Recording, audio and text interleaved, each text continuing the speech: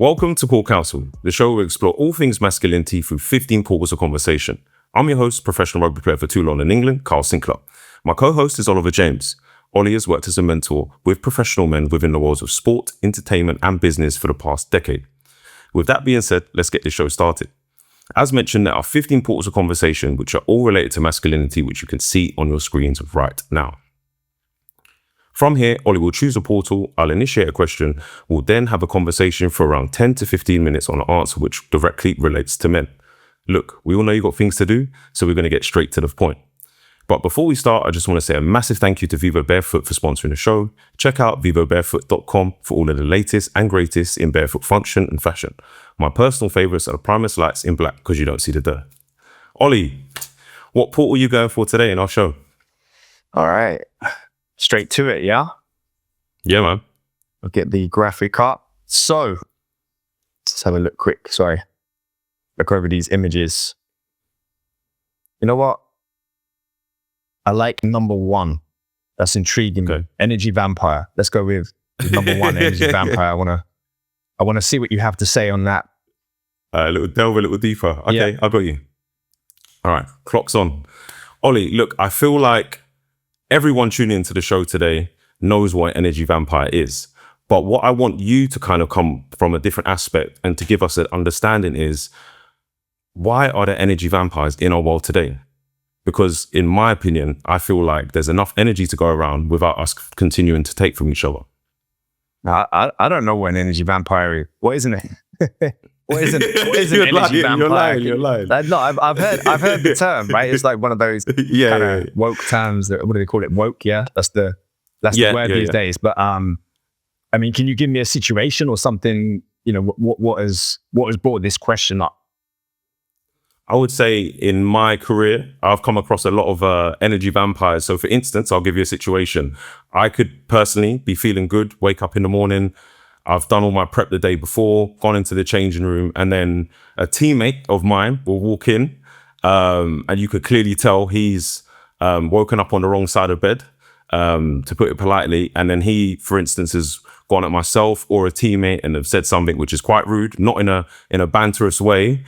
And then you can clearly see the mood change from that person. He's now positive, and then the person who's received the banter is then for the rest of the day in quite a sulk and quite down, especially when it comes from a senior player in a team and someone that you look up to, you know.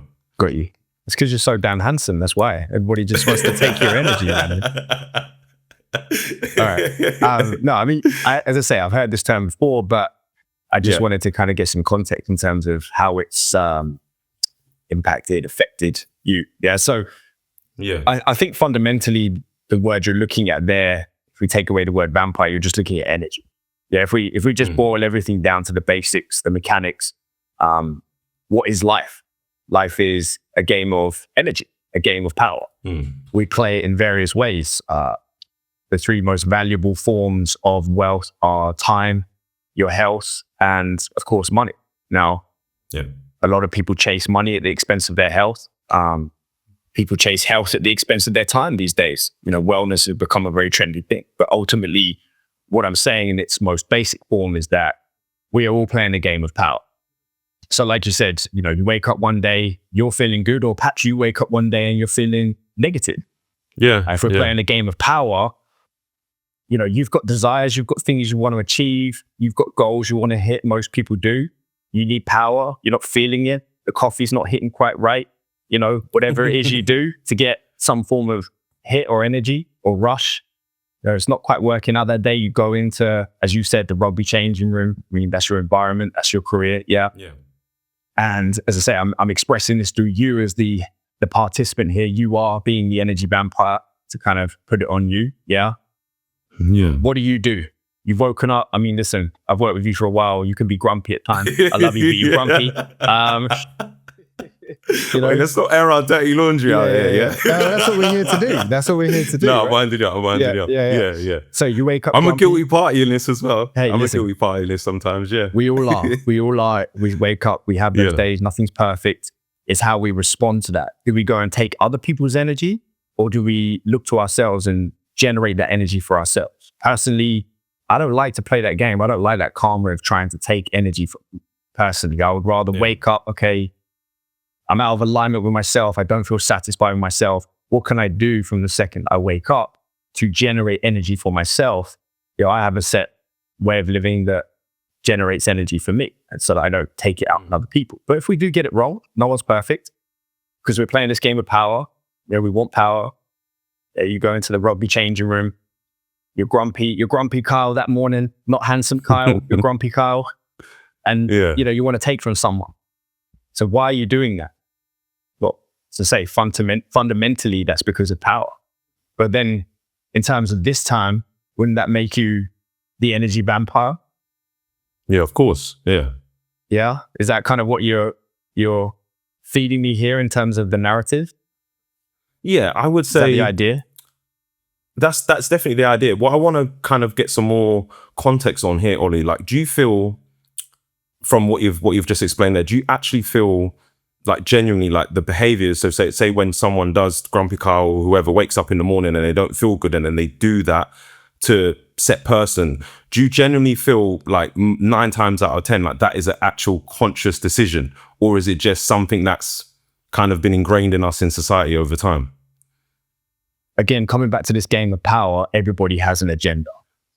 Do not that's one of the first lessons you taught me when we started working with each other. Yeah. You're genuine. Yeah, I remember that. Yeah. Do not believe that anybody doesn't have an agenda, because every single person knows exactly what they're doing. Now, the difference is, I would say, it's not about being better than anyone else or being competitive or anything like that.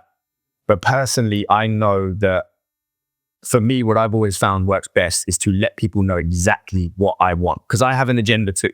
I have an agenda when I work with you. I have an agenda when I work with any client, whether it's business, professional sport, whatever it is. I have an agenda as a writer. There's things that I want to achieve. There's things that I want to get to, goals that I want to meet that require investment from other people. The easiest way to do that is to tell them exactly what I want. But because we're playing this game of power, most people like to play it slightly and to manipulate. And that's where you get this energy vampire term, I guess. People taking energy because they're not disclosing what their agenda is. So, if you wake up feeling grumpy, it's probably because you're not aligned with where you want to be. Because if you wake up and you're aligned with where you want to be and you're playing how you want to play and you're achieving the goals, you're not going to be grumpy, are you? So if you're not aligned, you wake up grumpy, okay, I need power. You go into the rugby change room. I'm going to give this person banter. But actually it's a dig. Well, you can always tell the difference, Ollie. Yeah. You can always tell when it's like it is banter, and then when it is like it crosses a line and it is personal, you're like, whoa, like where did that come from? Oh yeah, because we don't want to shut down banter. We don't want to shut down having a good time, having fun, being able to take the Michael out of each other, as they call it. Yeah. So it's the Mickey. We need to do that. That's very important for male bonding. Yeah. For a good vibe within a team environment. We need that. But when it does cross that line, it's probably going to be because someone has an agenda they're not meeting. And rather than saying, rather than sitting down and having a chat with somebody about it, instead it's easier to just take it. I'll give him a little dig, or I'll do something to make that person's day worse so that I feel better about myself. Yeah. And we're living in a world now that's quite, I would say, aggressive. There's a lot going on. Yeah. Perfectly understandable. Our world's changing at a rapid rate. And I would say people are struggling to keep up with the changes. And it's becoming quite an aggressive place to exist in society at times. So I think a lot of people are looking for power. So they're becoming energy vampires. And I would just say a better way to do it would be to have your agenda and work with people to meet the desired outcome by being very forthcoming and upfront about what you want to achieve, rather than trying to take it, because that always comes with consequences, as you may well know. That's what you said with the karma. When we first started a conversation, you were like, look, I do not even want to get in that game of karma to experience the consequences of taking from someone. Yeah, and karma is quite like a fluffy term, to be honest with you. If we looked at it more technically, it would be just the universal laws here in terms of cause and effect, or you reap what you sow. Like that for every cause, there is an effect. If I behave in a certain way, there's going to be an effect back to me. If I plant bad seeds, I get bad crops. I've seen that play out. There are, just like there's a law of gravity, very real. You wouldn't go and jump off a cliff because there is a law of gravity that you cannot see, but it's real. There are laws when it comes to the energy you put out, the energy that you get back. If you start taking from people, the celestial court, the universal laws are going to play out for you. It's no joke. It's no joke. And if people, it's no joke. If people want to mess with that, that's up to them. I would say my advice would be to stick to your own agenda.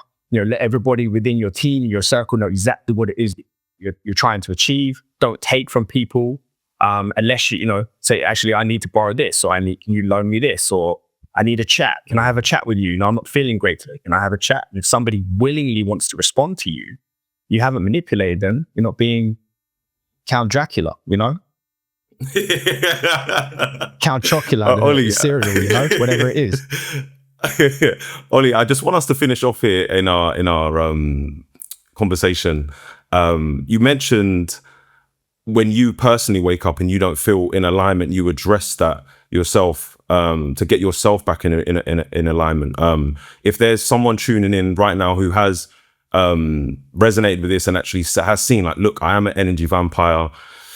It was an unconscious trait. Like, what would you say are the first steps to addressing that? Obviously, you've mentioned the alignment and the agenda. Is there anything else that's coming through, Ollie? Based on what you're saying there, I would suggest to people to look at something called human design, right? So, when we're in alignment, we have a self theme and a not self theme. So when we are not self, there are 4 different types of energy types in the world. So you've got manifestors, generators, of which there are different variations, but they're all classed as one type, projectors and reflectors. For each one of those, someone who's I'm a generator, for example. If I wake up and I'm not self-theme, I'm going to be frustrated. So I need to correct that. My self-theme is satisfaction. So if I'm satisfied, I'm in alignment. If I'm not going to bed satisfied and I'm frustrated, I'm out of alignment. I'm not self-theme. You, for example, as you know, are a manifestor. If you are not self-theme, you're going to be angry. If you are aligned, you are going to be at peace. A projector is going to be bitter if they're not self-theme. Aligned, they are going to feel successful. These are very clear and distinct feelings, vibrations that each design type will feel. Reflectors, haven't worked with a reflector yet, actually. Not sure what theirs is, but maybe we'll figure that one out. Not a master of that particular design type, because 70% of the population is generators. So generally, my clients are generators. But that might sound like a lot for people. There's some very new terms in there, but I would say that anybody looking to feel aligned so they don't have to deal with the cause and effect of being an energy vampire, or understanding why other people are treating them like energy vampires through their not self themes, I would suggest looking up something called human design, and just making some inroads into the knowledge that has to bestow on anyone in our reality right now.